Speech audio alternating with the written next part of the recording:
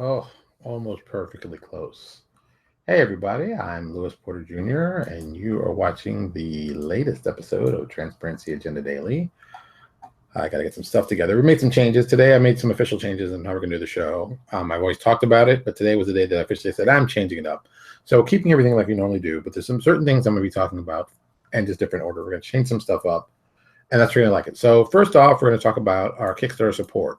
So from now on, we are not going to be doing each individual Kickstarter like we did before. That's a lot of Kickstarters to go through. It takes up a lot of time, and I don't think that it's the best use of our time since we only have a short time and I want to get as much up as possible.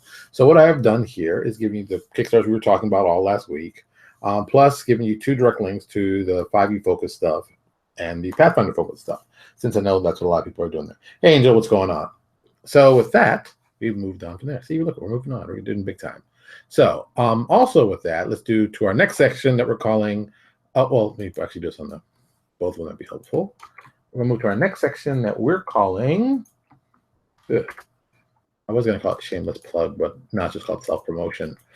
Self-promotion. So this, of course, is all the cool self-promotion stuff that we're going to be talking about, and that's going on in my life, going on in the business life, you know, just general stuff.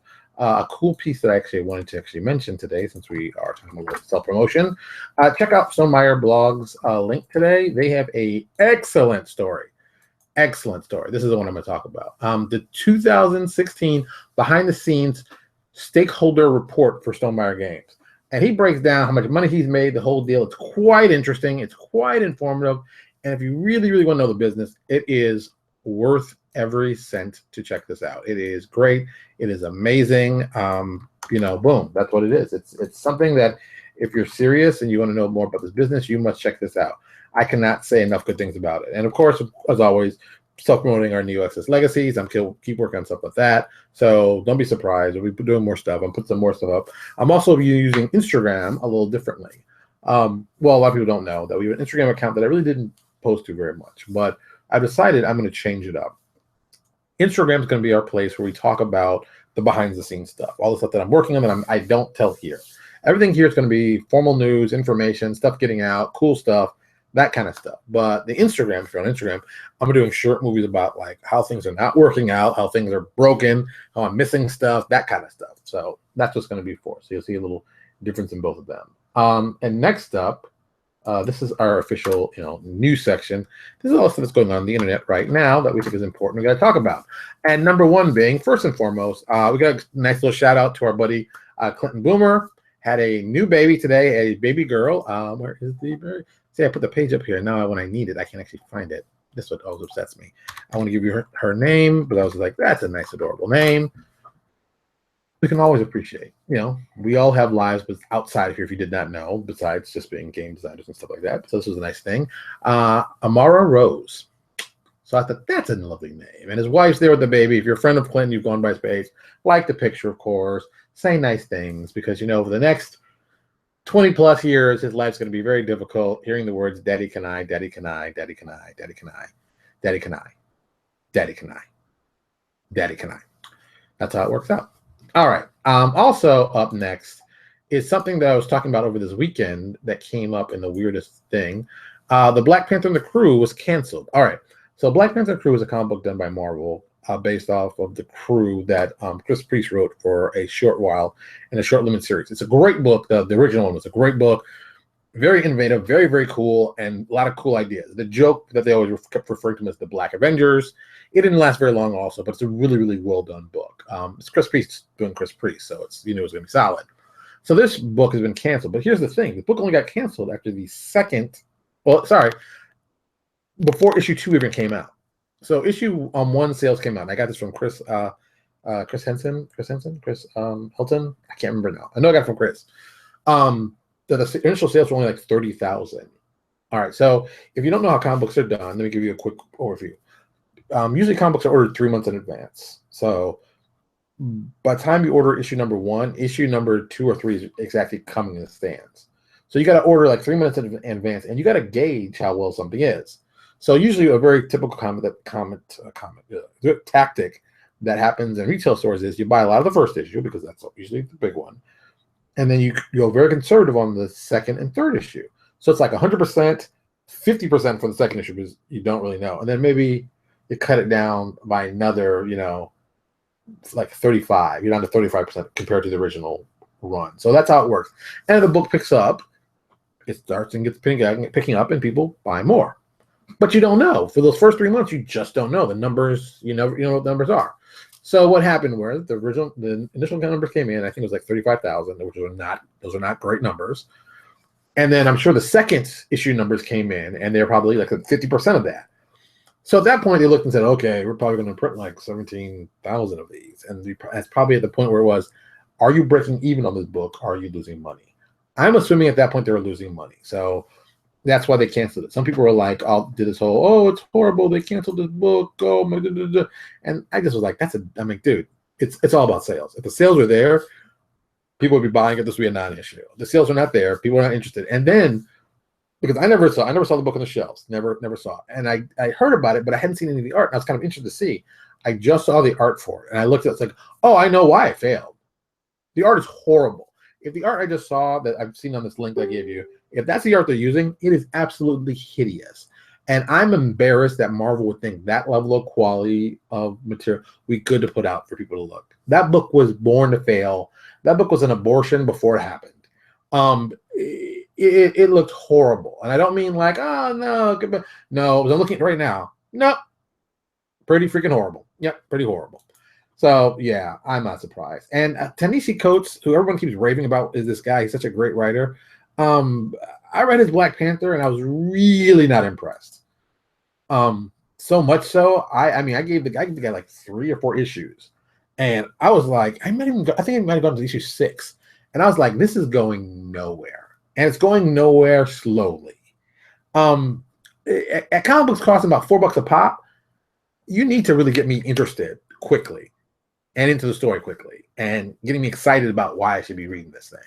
And everyone's like, oh, it's so fascinating. And I'm like, this is garbage, man. Oh my God, this is horrible. Yeah, it was not good. I did not like it. And I said, well, maybe I'm not reading it the right way. So I'm hoping when the trade comes out, which is out, I'm going to buy it and read it and then give my opinion. I'm going to get it from the library, but God knows I love the library. That's why my library books here. See if it's actually any good, and then make another comment. Because, I tried reading it one at a time, and I was like, this is not good. Not good at all. The opposite of good. Oof.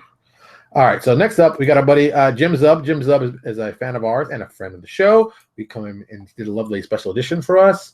And he just, listen, he's going big time. This Canadian is big time. Wayward comic book, which he has, which I have, of course, my bookshelf over there. Just got option for a TV series by Manga Entertainment. Okay, it's UK's largest anime distributor. So, if you know anything about Wayward, Wayward is basically this half Irish, half Japanese girl who goes back to Japan, living with her mother, and all these cool things happen around her and stuff like that. So you see her in a group, and it's got a lot of Japanese horror. Buffy the Vampire Slayer in Japan. That's the best way to think about it. If you think like that, boom, that's what it is. And it fits very well. And people love it. And it's gotten a lot of rave reviews. And I think it's good. I'm not surprised that Jim got this. But Jim's a good guy. Jim's a friendly guy. He's also an RPGer. If you did not know, he's a big RPGer, of course. He's Canadian, which I feel about Canadians. It's always that plus with Canadians. And it's just, it's a good series. And it makes sense. And it just shows you hard work, focus, boom. You're going to have a successful series that gets picked up. And let's be honest, man, he's worked on, he's got he's been Harvey Award nominated, Schuster Award nominated, did Samurai Jack, wrote D&D comic books. A lot of people don't know that. I think this is going to be the linchpin you need to see him take off and become a superstar. I hope that he'll still remember us when we were like, low budget guys that we were. And he came on. I hope he'll come on maybe again, maybe becomes a little more into it and tell some cool stuff and get some more behind the scenes stuff, because that's kind of cool. I mean, it'd be interesting too, because you can find out what's really going on. That's why I like that stuff. So, okay, with Wayward, what else came up? Oh, yes. The Eisner Award nominees came out. All right, I'm always like, I don't feel good about awards, and the Eisners are kind of the same thing, but I do respect the Eisners in the sense that they try to put things very non-traditional comic books up there for awards. But the one that always blows my mind, and this is just a personal one, let's see if I can find it here. Boom. Okay, so they have like the whole blessed writer, blessed artist, yeah, whatever. That's all. I've always believed it's all about who you prefer and stuff like that. But best coloring comes up. All right, there's a name on best coloring that I know very well. Laura Martin. Laura Martin has done so much coloring. It's almost. Laura Martin is the innovator at Wildstorm, who did all the coloring for them when they first really got into doing digital and stuff like that. She's always been a big component of that. She's also from Florida, Central Florida. She went to UCF, I believe, University of Central Florida. Sorry, for people who are not from Florida. She went there. She got a degree in graphic design. She's a great graphic designer. We have had great conversations together.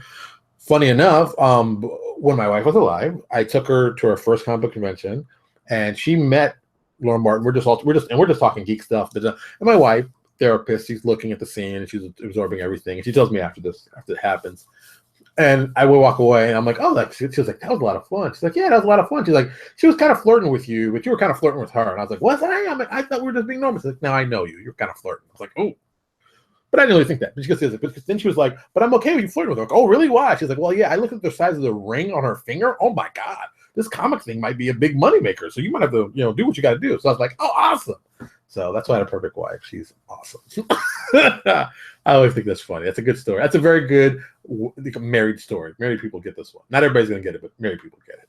So yeah, that was kind of cool. And like I said, really interesting, really innovative. A lot of just, if you want to talk technical stuff, she's really very technical. So it's a lot of just good stuff. I enjoyed it thoroughly. I can't take it up. And every time she comes, but I think she lives in Atlanta, so she comes down. I think she still has family here, so she comes down regularly to MegaCon. I'm expecting to see her down at Fort Lauderdale at our con soon. But Orlando, she's always there. So it's like, go talk to her, get some good information. We talked about, which was funny.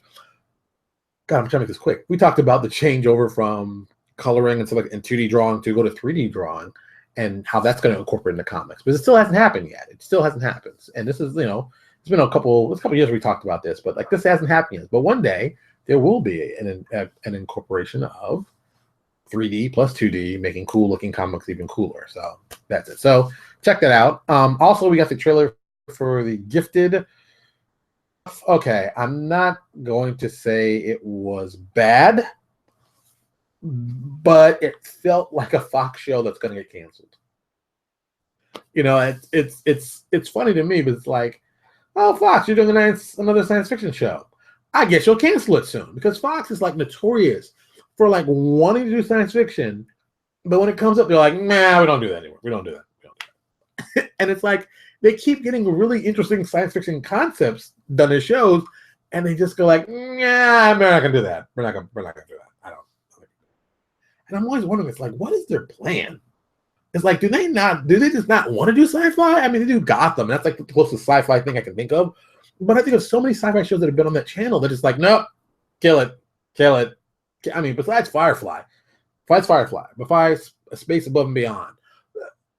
Well, I can say Millennium, but yes, no. But it's like, and X-Files ran forever.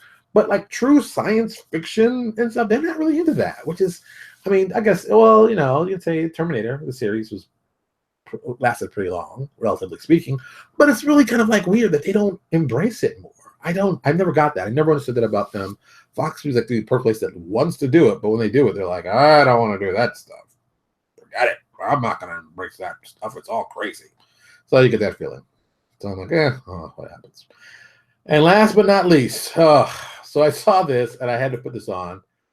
All right, so my buddy, my personal friend, my Ace Boom Coon, say hi, just over ingratiate myself to him. Owen Casey Stevens has a blog post up. It's called Monday Bad Ideas. Gelatinous Ghoul. And he writes something and basically tells you Monday Bad Ideas are periodic and not fully fleshed out because they're bad ideas. And he puts down like this thing of of this whole ghoul. And I think it's kind of cool. I mean, I think you could work on this. This could go somewhere, but I'm crazy, so what do I know?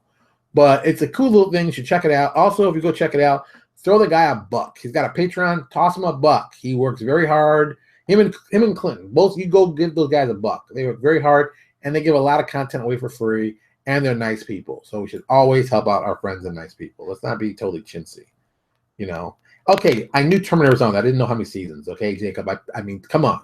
But still, it doesn't last very long. Wasn't it last the sci-fi one they did with the little robot? I can't think of it now because it got canceled and it shouldn't have. Almost Human. I love that. I thought it was a good idea. I thought it played well. I thought it looked good. And then when I found out they played them out of order, but of course, because God knows why would we play a show in order to get a fans? Firefly, anyone? I just think Fox doesn't care. I think Fox gets these shows. They go, oh, this looks like a good show on the upfronts, and then they go, oh, we can't do the show and do something else. Sorry, and that's what happens. So I don't understand that. It's just sickening to me. Just sickening because it's like some of the coolest stuff that would be cool.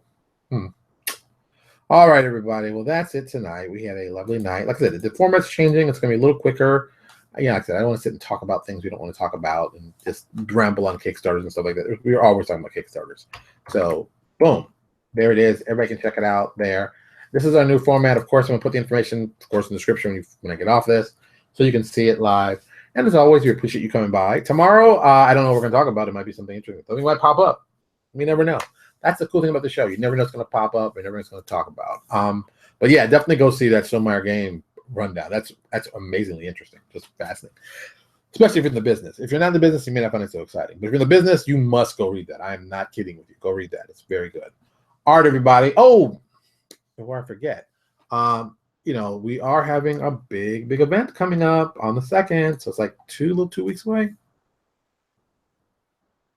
Like 3 weeks away. Thurston Hillman is going to be coming on the show talking about lots of stuff from Pathfinder. So I suggest you talk as you watch because it's going to be awesome because, when we do live shows, it's almost like insane. So it should be a lot of fun. So come check it out. All right. I'm getting out of here. As always, go tell your parents you love them because they probably miss you. Go tell your children they're awesome because they need to hear that. And I'm going to get out of here and going to do something constructive like get on the phone and talk to somebody. All right, everybody. I will talk to you all later.